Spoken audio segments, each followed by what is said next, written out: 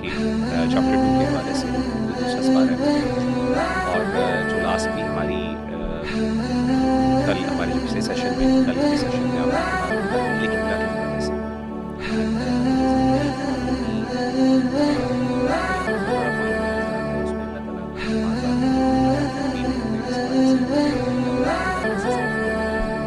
تو میں چاہتا کہ اس کو تھوڑا سا سائز میں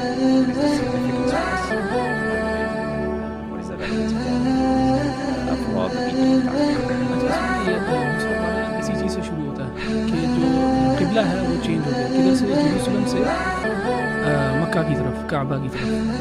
اور اللہ سبحانہ و تعالیٰ نے نا یہ اس آیت کو بار بار ریپیٹ کیا، کم از کم 3 سے 4 دفعہ تو ریپیٹ کیا ہے بڑے چھوٹے سے ٹائم. اور اس کی وجہ یہ ہے کہ مسلمانوں کے لیے یہ ایک باعث فتنہ بن گئی تھی کچھ لوگوں کے لیے چیز، خاص طور پر یہاں تک روایات کے اندر آتا ہے کہ کچھ لوگ جو ہیں وہ ان کو دین، اللہ تعالیٰ کے دین میں شک ہونا شروع ہو گیا کہ پہلے تو ہم نماز بیت المقدس یعنی یروشلم کی طرف نماز پڑھ رہے تھے، اور اب ایک دم یہ رول آ گیا ہے کہ مکہ کی طرف نماز پڑھنی. تو جو یہود تھے وہاں پہ انہوں نے بھی یہ کہنا شروع کر دیا تھا کہ کیا تمہارے خدا نے اب اپنا ڈیسیجن چینج کر لیا؟ یہ کس قسم کا خدا ہے جو ڈیسیجنز چینج کر لیتا ہے، اور تمہاری جو پچھلی پرانی نمازیں تھیں وہ تو ضائع ہو گئیں.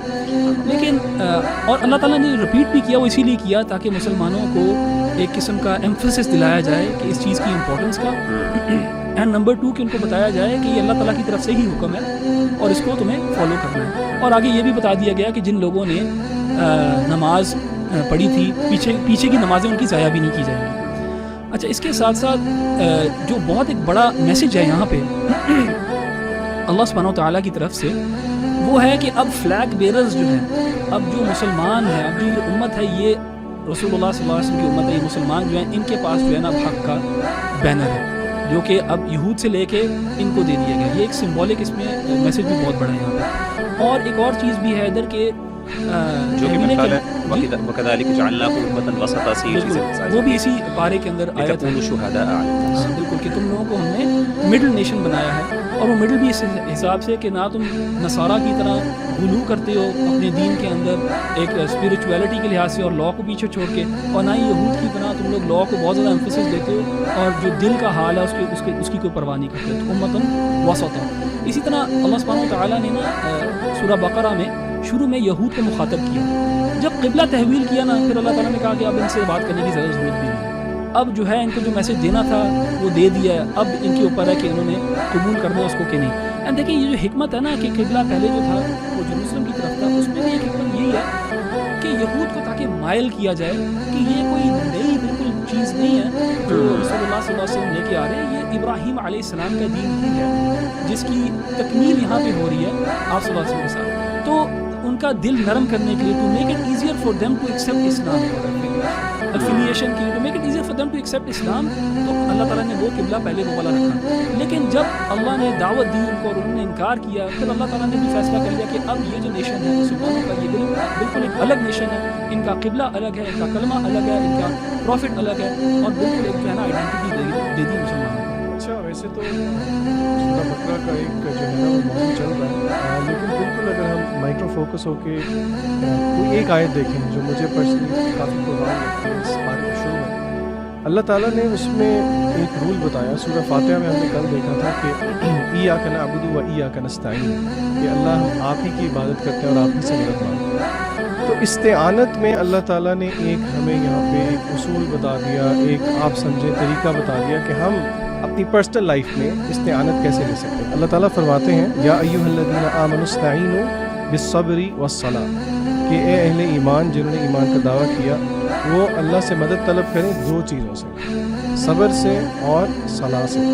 تو یہ 2 جو چیزیں ہیں صبر اور صلاح بہت بڑے ٹاپکس ہیں، لیکن میرے خیال سے ان کو اگر ہم سمجھیں اور ان کو انٹرنلائز کریں تو استعانت جو ہے وہ ایک اچھے طریقے سے لی جا سکتی ہے.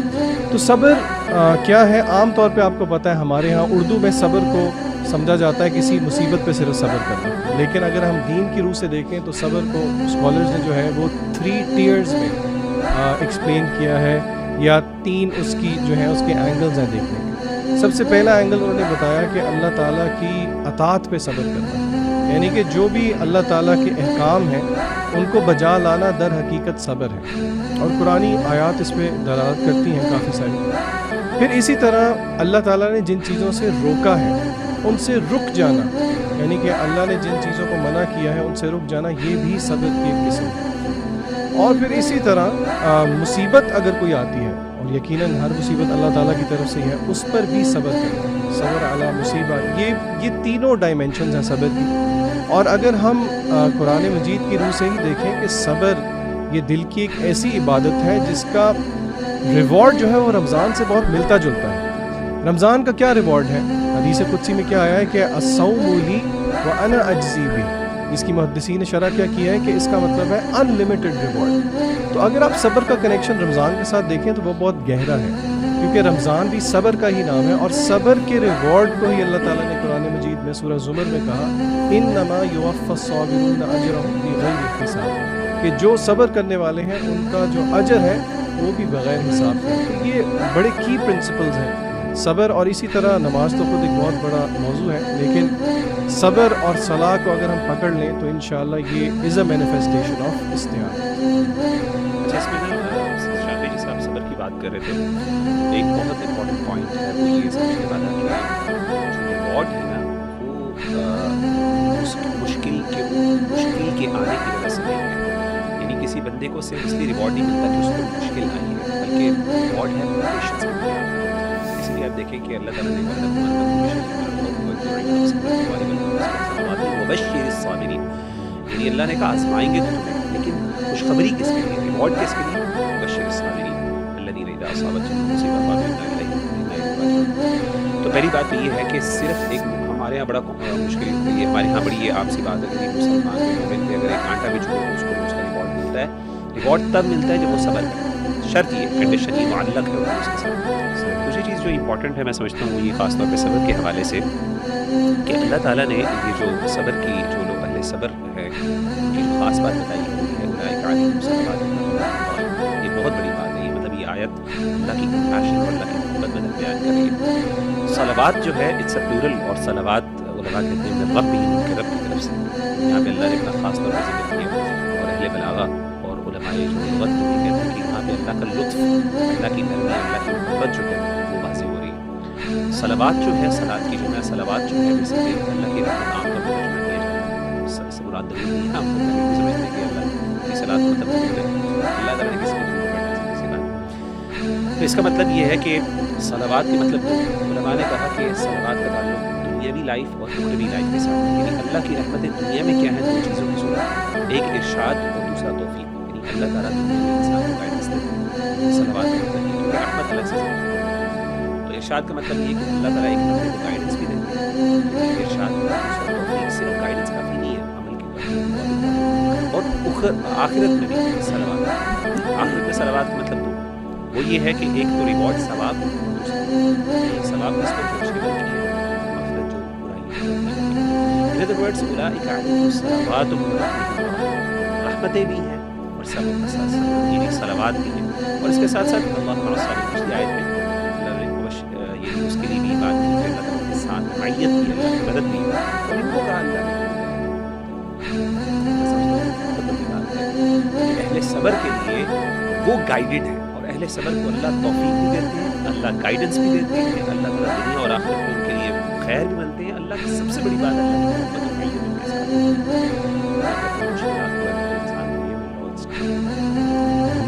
جیسے ابھی آپ نے بات، کئی لوگ یہ سوال کرتے ہیں کہ از اللہ پلیزڈ ود می، کیسے مجھے پتہ لے گا اللہ میرے سے پلیز ہے، اور وہ لوگ بڑی مشکلات سے گزر رہے ہوتے ہیں۔ تو آئی تھنک یہ جو آپ نے بات کی نا کہ صلوات کی جو تفسیر میں ہوئی ہے وہ یہ ہے کہ گائیڈنس اور توفیق، یہ دو چیزیں۔ تو آئی تھنک کہ اگر مشکلات کے باوجود الحمدللہ آپ نیک اعمال کر رہے ہیں اور نیکی میں بڑھ رہے ہیں تو اٹس اے بگ سائن کہ اللہ سبحانہ و تعالیٰ از پلیزڈ ود یو۔ سو ذیشان نے جو آیت شیئر کی اس سے پچھلی آیا ہے جو میں بہت زیادہ انٹرنلائز بھی کرنے کی کوشش کرتا ہوں، اور in every phase of life this has help me, وہ ہے ورس 152 فَاذْكُرُونِی اذْکُرکم واشکرونی ولا تکفرون، کہ مجھے یاد رکھو میں تمہیں یاد رکھوں، اور دیکھو میری ناشکری نہ کرو، نیور اینڈ تھینک یو، میرا شکر کرو، میری شکری جو ہے ناشکری نہ کرو. اس میں سب سے پہلا اسپیکٹ ہے ریممبرنگ اللہ سبحانہ وتعالی، اور اس میں ماشاءاللہ اتنی خوبصورت احادیث ہے، میں دو کو کرنا چاہوں گا آپ لوگوں کے سامنے. ایک ابو ہریرہ رضی اللہ عنہ سے مروی کہ رسول اللہ صلی اللہ علیہ وسلم فرمائے، صحیح بخاری کی حدیث ہے کہ اللہ says I am just as my slave thinks I am. If he remembers me in himself, I too remember him in myself. And if he remembers me in a group of people, I remember him in a group that is better than them. And if he comes one span nearer to me, I go 1 cubit nearer to him. And if he comes 1 cubit nearer to me, I go a distance of 2 outstretched arms nearer to him. And if he comes to me walking, I go to him running. SubhanAllah. So ایک تو یہ حدیث اگر ہم internalise کر لیں نا تو اللہ کا لو بھی بلڈ ہوگا کہ دیکھیں دس از اللہ سبحانہ وتعالیٰ جو ہمیں آفر کر رہا ہے کہ تم مجھے تھوڑا سا بھی یاد کرو گے، دیکھو میں تمہیں اس سے ایکسپونینشیل لیول پہ یاد رکھوں گا. اور اس پہ علماء کہتے ہیں نا کہ اگر آپ نے اللہ سبحانہ وتعالیٰ سے کوئی بات منوانی ہے ان ڈیفیکلٹ ٹائمس تو آپ فراوانی میں بہت یاد رکھیں، آپ فراوانی میں بہت اللہ تعالیٰ سے دعا کریں. دوسری بڑی زبردست حدیث یہاں پہ کہ ابو ہریرہ سے ہی مروی ہے کہ نبی اکرم صلی اللہ علیہ وسلم نے فرمایا کہ when Allah loves a servant, he calls Jibreel and he says, verily I love this person, so you should love him. جبرائیل ان سے محبت کرتے ہیں، پھر وہ اعلان باقی آسمانوں پہ ہوتا ہے، تو so on and so forth. یعنی آپ دیکھیں کہ سب سے جو ہولی کریچر ہیں، اینجلس کو ہم بڑا وہ ہولی کریچر ظاہر ہے، ایک تصور ہے، وہ اگر انسان کے لیے دعا کر رہے ہیں اور وہ محبت کر رہے ہیں انسان سے، کہ اس انسان کو بڑا اس میں خوش ہونا چاہیے. اور دوسرا جو اسپیکٹ اس میں ہے اس آیت میں وہ شکر گزاری اور ناشکری کے حوالے سے، گریٹیٹیوڈ اینڈ انگریٹیٹیوڈ. دیکھیں احمد بھائی، آپ نے کل ذکر کیا تھا کہ بنی اسرائیل سے ٹرانسفر آف لیڈرشپ ہوئی اور ان کی کچھ مسٹیکس تھیں جس کی وجہ سے یہ سارا معاملہ ہوا. اس میں آپ نے ہی مینشن کیا تھا کہ بہت بڑی مسٹیک تھی ناشکری.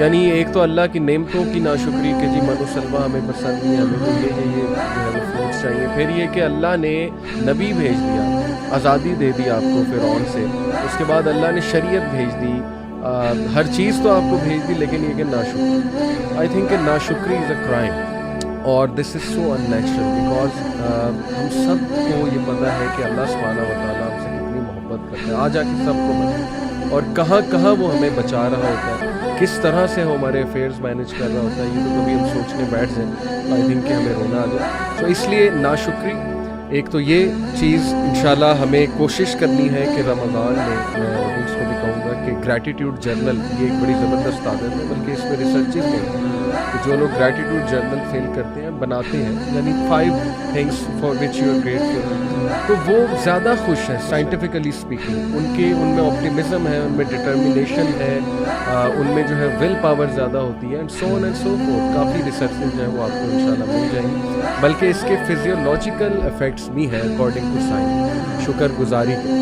الفا ویوز جو ہے وہ اسٹڈی کی گئی، ہارٹ بیٹ کا تعلق جو ہے وہ برین کی کچھ ویوز کے ساتھ دیکھا گیا، تو بڑا ردم ایک نظر آیا. تو ماشاءاللہ دیکھیں جو بھی احکامات دین اسلام کے ہیں دے آر ایبسلیوٹلی فائن. تو دیکھیں مائی پوائنٹ از کہ الحمدللہ we should be very thankful to Allah کہ ہمیں ایک بنا بنایا سسٹم اللہ سبحانہ تعالیٰ نے دے دیا، وہ پرنسپلز دے دیے جن پہ عمل کر کے ہم ایک بہترین اور سیلف فلفلمنٹ والی زندگی الحمدللہ جو ہے گزار. اچھا، یہی پارہ وہ ہے جس میں رمضان مینشنڈ ہے اور قرآن میں کہیں اور رمضان کا تذکرہ نہیں ہے، ایسے رمضان ورڈ بھی مینشن نہیں ہے کہیں اور اس پارے کے علاوہ. اور اللہ سبحانہ تعالیٰ نے ادھر روزے کا بھی ذکر کیا نا کہ یا ایھا الذین آمنوا کتب علیکم الصیام کما کتب علی الذین من قبلکم لعلکم تتقون. اسی طرح اللہ تعالیٰ نے صیام کو یعنی روزے کو تقوی کے ساتھ جوڑا کہ یہ پریکٹس جو ہے اپنے آپ کو کھانے سے روکنا، اپنے آپ کو حلال کردہ چیزوں سے روکنا، اس میں جو ہے نا جیسے علی بھائی نے کہا نا کہ اللہ تعالیٰ کو زیادہ یاد رکھنا اس ٹائم کے اوپر، کیونکہ اس ٹائم پہ آپ کا جو ہے نا آپ کا پیٹ بھی آپ کو اللہ تعالیٰ کی یاد ہی کروا رہا ہوگا. کیونکہ آپ کو جب بھوک لگے گی تو انسان سوچے گا میں کیوں بھوکا ہوں، میں اللہ تعالیٰ کے لیے میں کھانے سے روکا ہوں. اور اس میں سے جو ہے نا ہم نے جو اخذ کرنا ہے وہ تقویٰ ہے، گاڈ کانشیسنس، کہ ہمیشہ انسان جو ہے نا اللہ تعالیٰ کا ذکر کرتا رہے، اللہ تعالیٰ کو اپنے ذہن میں رکھے اور اللہ تعالیٰ کی حلال کردہ اشیاء کو استعمال کرے اور حرام کردہ اشیاء سے رک جائے. اسی طرح اللہ تعالیٰ نے آگے کہا کہ شہر رمضان الذی انزل فیہ القرآن، کہ قرآن جو ہے وہ اس مہینے میں نازل کیا گیا، یعنی رمضان کے مہینے میں. سو رمضان کا مہینہ جو ہے وہ روزے کا مہینہ ہے جس میں سے انسان نے تقوی جو ہے نا وہ اٹین کرنا ہے. دوسری چیز جو ہے اس میں امپورٹنٹ وہ ہے یہ قرآن کا مہینہ ہے. تو اس مہینے میں قرآن کے ساتھ ایک ریلیشن شپ اسٹیبلش کرنا ہے. اور اس کے بعد فوراً بعد ہی ایک آیت ہے جس میں اللہ سبحانہ وتعالیٰ کہتے ہیں وَإِذَا سَأَلَكَ عِبَادِي عَنِّي فَإِنِّي قَرِيبٌ, کہ اگر میرا بندہ تم سے پوچھے میرے بارے میں, رسول اللہ صلی اللہ علیہ وسلم کو کہا جا رہا ہے کہ میرے بارے میں اگر میرا بندہ پوچھے تو میں قریب ہوں, اور میں جب وہ دعا کرتا ہے تو میں اس کی دعا کا جواب دیتا ہوں. اور یہ رمضان کی آیات کے ساتھ ہی مینشن ہے. اس میں ہمیں جو ہے نا رمضان کو ان 3 چیزوں کے ساتھ ضرور جوڑنا چاہیے. روزہ تو ہے ہی ہے لیکن اس کو قرآن کے ساتھ بھی جوڑنا ہے اور دعا کے ساتھ. روزہ, قرآن اور دعا, اور اس سب کا جو ہمارا وہ جو نتیجہ ہمیں نکالنا چاہیے اس میں سے وہ ہے تقوی. کہ پری رمضان احمد جیسا تھا اور پوسٹ رمضان احمد ہے اس میں فرق ہونا چاہیے لیول آف تقوی کے. پری رمضان اگر میرا لیول آف تقوی نیچے تھا تو پوسٹ رمضان جو ہے میرا لیول آف تقوی کچھ نہ کچھ بڑھنا چاہیے, اور ایوری ایئر انسان کو جو ہے اس طرح کوشش کرنی چاہیے. اسی طرح قرآن, جس میں نے کہا نا کہ قرآن کا مہینہ ہے یہ, تو اس میں ہمیں نا ایک گول سیٹنگ کرنی چاہیے اپنے ریلیشن شپ قرآن کے ساتھ. اگر کسی نے کچھ صورتیں یاد کی ہیں اس کو چاہیے کوشش کرے کہ اس مہینے ان میں اضافہ کریں, کچھ اور دیگر صورتیں جو ہے وہ یاد کریں. اگر کسی نے کبھی قرآن ترجمے سے نہیں پڑھا کور ٹو کور, تو یہ مہینہ ہے جہاں پہ وہ یہ گول سیٹ کرے کہ میں اس مہینے کور ٹو کور قرآن ختم کرنے کی کوشش کروں. اس طرح کوئی نہ کوئی قرآن کے ساتھ اپنے ریلیشن شپ کو ری وائٹلائز کرنا اس مہینے کے اندر دعا کے ساتھ دعا کے بھی ٹارگیٹس ہیں. دعا کے میں نے اللہ سے یہ چیزیں مانگی ہیں. بالکل. اور ریممبرنگ میں پھر ذکر بھی آ جائے گا. تو میں آپ سے سب سے بلکہ پوچھنا چاہوں گا وٹس یور فیوریٹ ذکر. ویسے تو بہت سے اذکار ہیں لیکن وٹس یور گو ٹو ذکر, کہ جب آپ فری ہوں اور آپ آڈینس کو بھی بتانا چاہیں کہ جی ہاں یہ آئی لو دس ذکر. اچھا جی, میں بتاؤں کہ ایک پریکٹس جو میری پہلے بھی رہی ہے اور اب زیادہ ہو گئی ہے وہ یہ ہے کہ جب بھی میں ذکر کرنا شروع کرتا ہوں نا اللہ سبحانہ وتعالیٰ کا, تو میں استغفر اللہ اور اللہم اغفر لی سے آگے نہیں جاتا, کیونکہ میں نا میرا دل کرتا اللہ سبحانہ وتعالیٰ کا ذکر کرنا, اور میں اپنا محاسبہ جب کرتا ہوں نا کہ میری عبادات کا, نماز کا جب میں محاسبہ کرتا ہوں تو میں استغفر اللہ اور اللہم اغفر لی سے آگے نہیں جاتا, کہ میں اللہ تعالیٰ کا استغفار کرتا رہتا ہوں کہ اللہ تعالیٰ مجھے معاف کر دے, تاکہ میں اس کی بات چاہتا ہوں کہ میں سبحان اللہ, الحمدللہ, اللہ اکبر, لا الہ الا اللہ, اور رسول اللہ صلی اللہ علیہ وسلم کی درود اللہم صلی علی محمد. لیکن میں نے recently I find myself just saying اللہم اغفر لی, اللہم اغفر لی, یا استغفر اللہ. تو پرسنلی آج کل جو ہے نا اگر میرا ذکر جو سب سے زیادہ یہ ہے تو وہ یہی ہے, اور وہ میری پرسنل جو اسٹیٹ ہے آج کل جس میں اپنے آپ کو پاتا ہوں اس وجہ سے. اینڈ اکارڈنگ ٹو دیز جو کثرت سے استغفار کرے گا اللہ اس کے تمام. ابن تیمیہ رحمہ اللہ سے کسی نے پوچھا نا کہ اللہ کی تحمید زیادہ بہتر ہے کہ استغفار زیادہ, تو آپ نے اس کی بڑی پیاری مثال دی. آپ نے کہا کہ جب آپ نے کسی کو کسی جگہ پہ پرفیوم لگانا ہو کسی کو, تو سب سے پہلے ہاتھ کو واش کریں, سو اس کی پرفیوم تو تحمید اللہ کی تو وہ ایک خوشبو ہے, اور آپ کی گندگی جب تک صاف نہیں ہوگی تو سبحان اللہ, یعنی استغفار کئی دفعہ پریسیڈنس رکھتا ہے اور سبحان اللہ. اچھا, while I agree with what Ahmed بھائی نے کہا, لیکن آن دا کنٹری اگر آپ دعا دیکھیں یونس علیہ السلام کی تو اس میں آپ کو ایک دوسری پکچر ملتی ہے. میرے لیے پرسنلی جو ہے نا حوقلہ جس کو کہا جاتا ہے, لا حول ولا قوت الا باللہ, یہ بہت امپاورنگ, مجھے بہت امپاورنگ دعا لگتی ہے, کیونکہ اس میں جو ہے نا وہ اس بات ہے اللہ تعالیٰ کی طاقت اور قدرت کی. اگر آپ دیکھیں تو یونس علیہ السلام کی دعا میں بھی یہی ہے, یعنی کہ اس میں بھی اس بات ہے لا الہ الا انت سبحانک انی کنت من الظالمین. میری گو ٹو پرسنلی, اور کیونکہ حدیث میں آیا بھی ہے کہ عرش کے خزانے میں سے ایک خزانہ ہے, تو اور ہم نے علماء کو کہتے ہوئے سنا بھی ہے کہ if you want to see miracles happen, یہ کسی حدیث میں نہیں ہے, تو ٹرائی لا حول ولا قوت الا باللہ 100 دفعہ نہیں, وہ کہتے ہیں 500, 1000, 1500, 2000 دفعہ کر کے دیکھیں تو صحیح, پھر دیکھیں کہ آپ کی زندگی میں کیا جو ہے. اچھا, احمد بھائی نے بات کی رمضان کی, قرآن کی اور دعا کی, یہ تو ہے ساری عبادت. اگر آپ پارے کے شروع میں آ جائیں تو اس میں ایک بڑی انٹرسٹنگ چیز ہے, بار بار سائنٹیفک چیزوں کی طرف جانے کا بہت دل کرتا ہے. اللہ تعالیٰ نے قرآن مجید کے اندر جو ہے وہ ایک طریقہ رکھا, اور وہ کس چیز کو ثابت کرنے کے لیے رکھا کہ آخر اللہ کی عبادت کیوں کی جائے, یعنی کہ وہ کیا دعویٰ ہے جس کے بعد اللہ تعالیٰ کہتے ہیں اچھا کیونکہ ایسی بات ہے اسی لیے میری عبادت کرو. اللہ تعالیٰ نے ہمیشہ توحید ربوبیت کو کلیم کر کے آگے پھر کہا ہے دیر فار ورشپ. کیا مطلب توحید ربوبیت کہ مثلا اللہ تعالیٰ خالق ہے, اللہ نے یہ پیدا کیا, اللہ نے وہ پیدا کیا. تو میں جن آیات کی طرف اشارہ کرنا چاہ رہا ہوں وہ آیات یہ اس پارے کے بالکل شروع ہی میں ہیں. اللہ تعالیٰ فرماتے ہیں ان فی خلق السماوات والارض واختلاف اللیل والنہار والفلک. لمبی آیت ہے بیسیکلی جس میں اللہ تعالیٰ نے تخلیق کا ذکر کیا, آسمان اور زمین کا, دن اور رات کے ہیر پھیر کا ذکر کیا, کشتیوں کی جب وہ دریا پہ چلتی ہیں لوگوں کو فائدہ دیتی ہیں, آسمان سے جب بارش برستی ہے, یعنی کہ it is the manifestation of Allah تعالیٰ کریشن. اور اسی طرح اور سورہ بقرہ کے شروع میں بھی اللہ تعالیٰ نے جب کہا یا ایھا الناس اعبدوا ربکم کہ اللہ کی عبادت کرو, اس کے آگے پھر اللہ تعالیٰ نے جو دلائل دیے وہ ربوبیت کے دیے. تو اس سے ہمیں ایک جینیسس آف فیتھ کا پتہ لگتا ہے کہ کس طرح اللہ تعالیٰ ہمیں الوہیت کی طرف لے کے جانا چاہتے ہیں کہ ہم اللہ کی کریشن پہ غور کریں. دیکھیے یہ تھیوریٹیکل بات نہیں ہے.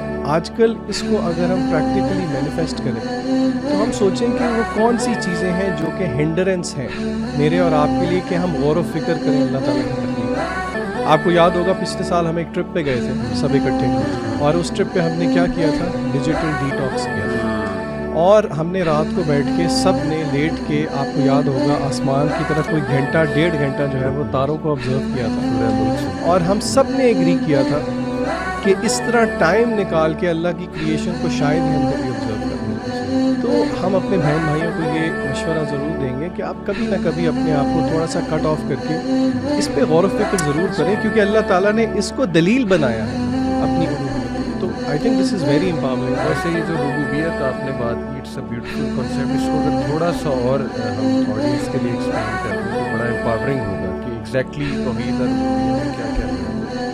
میرے خیال سے شیخ مغیرہ سے میں ریکویسٹ کروں گا کہ آپ ربوبیت پہ تھوڑا سا ایلیبریٹ کر دیں. جی اس میں نا توحید اور ربوبیت میں بنیادی طور پر ویسے تو اللہ تعالیٰ کا خالق مالک ہونا, 3 بڑی چیزیں ہیں کہ اللہ خالق ہے اور دوسرا اللہ مالک ہے. Whatever Allah is created, Allah کی وہ ڈائریکٹ پوزیشن میں بھی ہے اور اللہ کے ڈسپوزل پہ بھی ہے. اور تیسری چیز اللہ قدیر بھی ہے. یعنی یہ 3 الملک والقدرہ اور ایک خلق, یہ 3 بڑی کوالٹیز عام طور پہ توحید اور ربوبیت کے اندر کوٹ کی جاتی ہیں.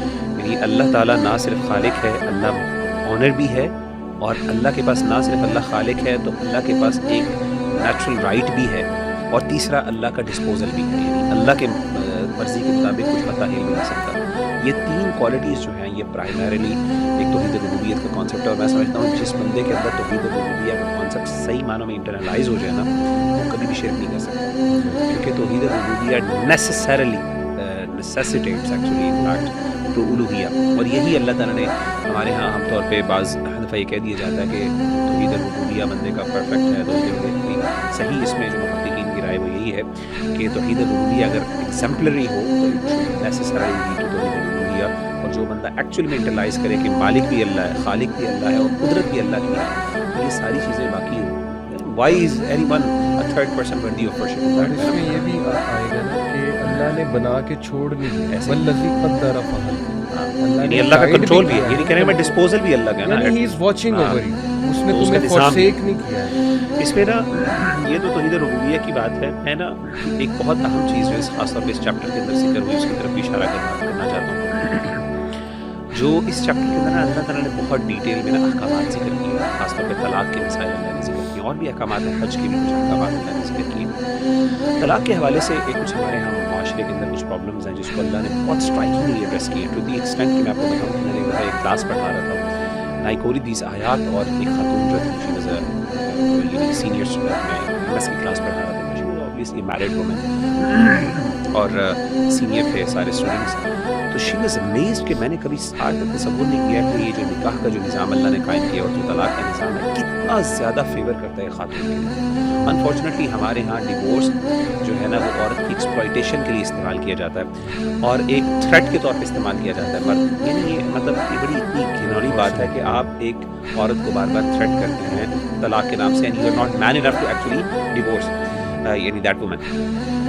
میں نے یہ دیکھ رہا تھا ان آیات میں کہ یہ جو آیت خاص طور پہ طلاق کی آیات جب اللہ نے آغاز کی تو یہاں پہ جو کانسٹنٹلی ہر آیت کے اندر ایمفسس ہے وہ اللہ کا خوف.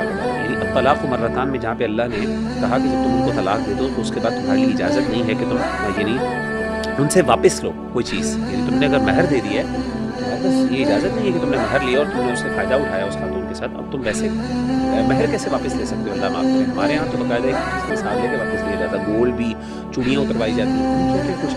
اللہ آگے کیا کہتے ہیں؟ تلک حدود اللہ. آیت کیا ہے؟ تلک حدود اللہ فلا تعتدوا. اللہ کی حدود ہے, اس کو بھی کراس نہ کرنا. ومن یتعد حدود اللہ فاولئک هم الظالمون. جس نے اللہ کی حدود کو کراس کیا. اور آپ کو پتہ ہے کہ علماء تفسیر بیان کرتے ہیں کہ جہاں پہ لفظ حد آ جائے گی, اللہ کی حد ہے, باؤنڈری ہے, وہاں پہ ایمفیسس بہت نیکسٹ لیول کا ریڈ لائن ہے, یہ مطلب یو کی ناٹ کراس دی. اچھا پھر آگے میں نے یہ دیکھا کچھ آیات کو, اگر میں آگے چلوں تو یہ نہیں دیکھا میں نے کہ اللہ تعالیٰ بار بار نہ مختلف جگہوں پہ یعنی حدود کا ذکر کر رہے ہیں, خوف کا ذکر کر رہے ہیں, اور خاص طور پہ جہاں پہ اللہ نے بات کی طلاق کی, وہاں پہ اللہ نے کہا کہ دیکھو عورت کے ساتھ اصل چیز یہ ہے کہ آپ اس کے ساتھ اچھا سلوک کریں. اگر نہیں کر سکتے یعنی فَأَمْسِكُوهُنَّ بِمَعْرُوفٍ أَوْ سَرِّحُوهُنَّ بِمَعْرُوفٍ أَوْ سَرِّحُوا, ایک اور جگہ پہ أَوْ سَرِّحُوهُنَّ سَرَاحًا جَمِيلًا, یا تو اچھے انداز سے رکھو یا اچھے انداز سے رخصت کرو. اچھے انداز سے رخصت کرنے کا مطلب کیا ہے؟ کوئی دے دلا کے, آگے آیات میں آتے ہیں کچھ دے دلا کے رخصت کرو. ایک اور جگہ پہ میں حیران ہوا, اللہ نے کہا کہ یعنی اس پورے شادی اور یہ نکاح اور طلاق کے معاملات کے اندر اللہ نے جو بنیادی پوائنٹ یہ بنایا, اللہ کہتے ہیں وَلَا تَنْسَوْا. یعنی کہ اے مردو, ابھی جو اللہ نے تمہیں ایک فضیلت دی ہے, یعنی مرد ہونے کی وجہ سے تم معاشرے کے اندر تمہارا ہاتھ پر ہے, تمہیں کچھ حقوق مل جاتے ہیں, تمہارے پاس کچھ جگہوں پہ فائدہ مل جاتا ہے, تو اللہ کا اس فضل کو نہ بھیجو, اس فضل کو, اس بڑھائی کو نہ بڑھو. تم بڑے ہو تو ایکسپینڈ یور ہارٹ, بڑے بنو. سبحان اللہ. اور اس کے ساتھ ساتھ یہ بھی یہ کہا کہ مثال کے طور پہ اگر ایک عورت جو ہے وہ فار ایگزامپل اس کا شوہر وفات پا جاتا ہے تو اس کو گھر سے باہر نہ نکالو, اللہ معاف کرے. اور طلاق کے موقع پر اجازت نہیں کسی مرد کو کہ وہ یعنی کسی فیملی کو کہ وہ طلاق کے موقع پر کسی کو گھر سے باہر نکال دو. اللہ معاف کرے, ہمارے یہاں تو مار کے گھر سے باہر نکال دیا جاتا ہے ایک خاتون کو. کسی کی جرت نہیں ہے یار, یہ اتنی سخت آیات ہے, میں حیران ہوتا ہوں واللہ العظیم. جب بھی میں نے یہ طلاق کی آیات سمپل کوئی بندہ ترجمہ پڑھ لینا, میں کہتا ہوں خاتون وہ کہے گی کہ اللہ نے جتنا مجھے پروٹیکٹ کیا ہے نا اتنا سے میں امیجن نہیں کر سکتی. حالانکہ ڈیورس کا مطلب جس میں اصل میں عورت بیچاری عام طور پہ ایٹ دا یعنی سفرنگ اینڈ پہ ہوتی ہے. تو میں اس چیز سے سبحان اللہ ان آیات سے بہت بیوٹیفل ماشاء اللہ. اور لاسٹلی بس میں ایک اور ورس کو کرنا چاہوں گا سورہ البقرہ کی. یہ ایکچولی ورس مجھے بہت ہیلپ کرتی تھی جب میں نیا دین میں آیا, اینڈ دیٹ از سورہ البقرہ ورس 208. اعوذ باللہ من الشیطان الرجیم. یا ایھا الذین آمنوا ادخلوا فی السلم کافۃ ولا تتبعوا خطوات الشیطان. کہ اے لوگوں جو ایمان لائے ہو, دین میں پورے کے پورے داخل ہو, اسلام میں پورے کے پورے داخل ہو. دیکھیں بنی اسرائیل سے غلطی یہ ہوئی تھی کہ کچھ چیزیں اپنی مرضی کی لے لی, اور جو چیزیں اپنے کلچر یا مرضی کے خلاف جا رہی تھی انہیں جو ہے ترک کر دیا. تو آئی تھنک کہ یہ بہت بڑا جرم ہے, اور یہ انفیکٹ ناشکری کی ایک شکل ہے کہ وہ شکر نہیں کر رہے کہ اللہ کے ہر حکم میں خیر ہے. تو پورا کا پورا اس خیر کو اڈاپٹ کرنا چاہیے نا, تاکہ آپ کی زندگیوں میں جو مسائل چل رہے ہیں اس میں آپ کو سلوشن ملے. دوسرا یہ کہ دیکھیں اللہ نے یہ نہیں کہا شیطان کو فالو نہ کریں, اللہ نے کہا ہے کہ اس کے فٹ سٹیپس کو بھی فالو نہ کریں. We should be very we should take care of it a lot کہ شیطان طرح طرح سے ہر بندے پہ اٹیک کرتا ہے. اس کے بعد ہر ایک کی اسٹریٹجی, اس کے پاس ایک دیندار بندے کو گمراہ کرنے کی اسٹریٹجی ہے, جیسے کل آپ نے مینشن کیا تھا کہ علماء کو کہاں سے پکڑتا ہے, ٹھیک ہے, اس طرح پریکٹسنگ بندے کو کہاں سے پکڑتا ہے. So we should be very careful کہ شیطان کے فٹ سٹیپس یعنی اسے موقع بھی نہ دیا جائے. اگر ینگسٹرز کے کانٹیکس میں بات کروں تو دیکھیں it all starts with chatting with opposite gender, اور اس کے بعد معاملہ بڑھتے وہ کس گناہ تک چلا جاتا ہے. تو آئی تھنک کہ اس آیت پہ بھی پونڈر کرنے کی آپ کی کہنے کا آپ کی اس بات سے مجھے بڑا اچھا پوائنٹ پتہ چلا کہ ادخلوا فی السلم کافۃ کا مطلب یہ کہ اگر آپ نے اسلام سے بینیفٹس اٹھانے نا تو take it Islam as a whole package, ایک پورے پیکیج کے طور پہ. اگر آپ واقعی صحیح معنوں میں آپ اسلام سے فائدہ اٹھانا چاہتے ہیں, یہ نہیں کہ اگر آپ پک اینڈ چوز تھوڑا سا کرو تو ہو سکتا ہے جزوی طور پہ کچھ نہ کچھ فائدہ ہو جائے, لیکن ریئل میں جو ایکچولی میں آپ کو اسلام جو پرومسز کرتا ہے نا بڑے بڑے حیات طیبہ پاکیزہ زندگی کے لیے, ادخلوا فی السلم کافۃ, پھر ہر چیز میں اس کو امپلیمنٹ کریں. اور اس کے اپوزٹ کو بھی کتنا برا کہا گیا کہ تم کتاب کے کچھ حصے میں ایمان لے کے آتے ہو, بعض میں نہیں لے کے آتے ہو. اس کے بارے میں کہا گیا کہ عذاب جو ہے دنیا میں بھی دیا جائے گا اور آخرت میں. جزاک اللہ خیر فار یور, اللہ تعالیٰ ہم سب کو عمل کرنے کی توفیق عطا فرمائے. السلام علیکم ورحمۃ اللہ وبرکاتہ.